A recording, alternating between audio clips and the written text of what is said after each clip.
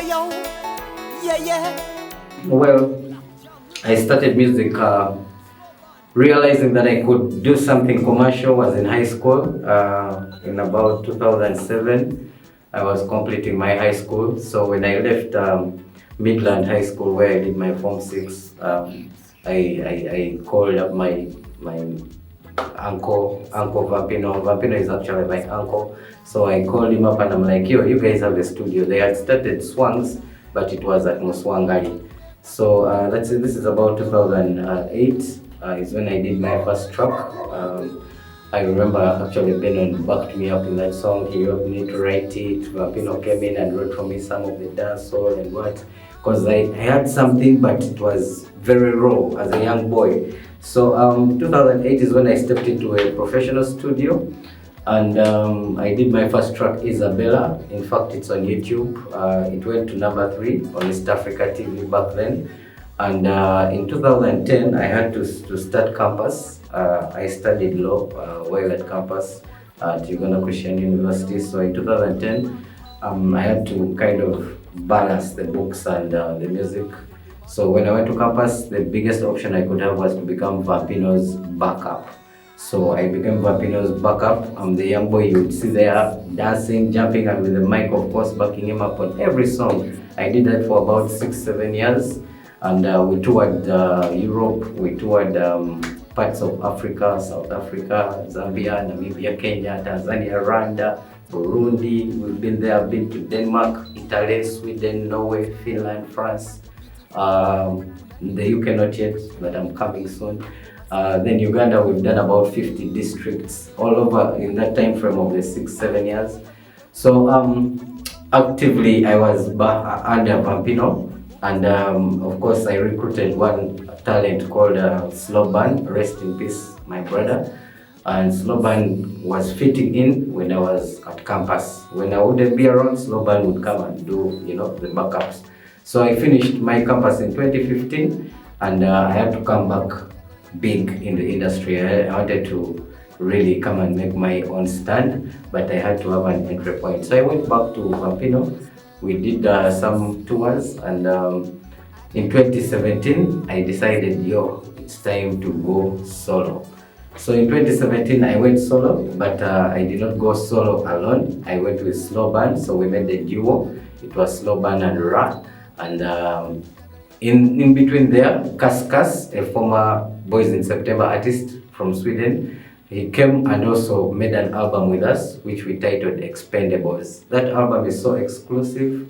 Rest in peace, Sloban. He's not here today to give you his good vocals and music, but that is part of my story that I cannot fail to talk about. So 2017, 2018, I started doing kind of real solo music. I have recorded about 4 albums. I have an album with East African Records. I have an album with producer Nick So. I have an album with Daddy Andre. In fact, at Daddy Andre we have about 2 albums. Some good music will be coming out soon. Because you see, between that time, there's a lot that was going on. The formation of Team No Sleep, Palazzo coming back from America, Good Life, Swangs Avenue. I started in Swangs Avenue, so the Swangs Avenue story is kind of long because Swangs Avenue reached a point when Good Life was coming up. Swangs Avenue reached a point and it had to separate the business from the friendship. We who started as friends there had to find a way of letting the business survive.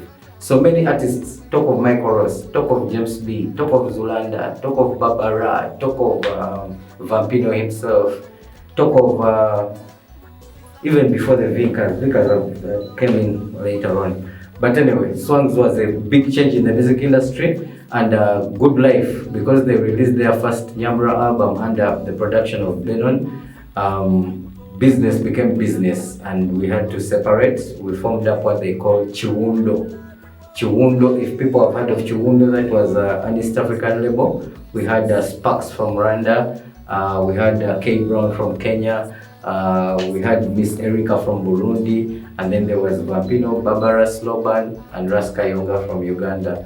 So we had this label when we left Swangs Avenue, and between that time there was Good Life going for the BETs 2018, 2019, and there was a big celebration. Of course, Eddie Kenzo also comes into the industry, going international.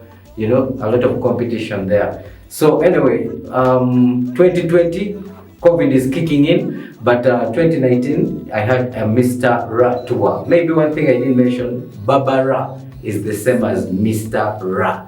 So some people know me as Mr. Ra, and they can't recognize that it's the same person, but I am the same person. I only rebranded. And then that's when I started making my own band and original music. So currently I'm doing live music with the Rasta Sound Band, and I'm the CEO there, of course, and we are releasing new great music for the industry. So briefly, there's a lot to talk about, but I'm glad that I have given a bit of a brief of my story, and this is Baba Ra on the Fame Show.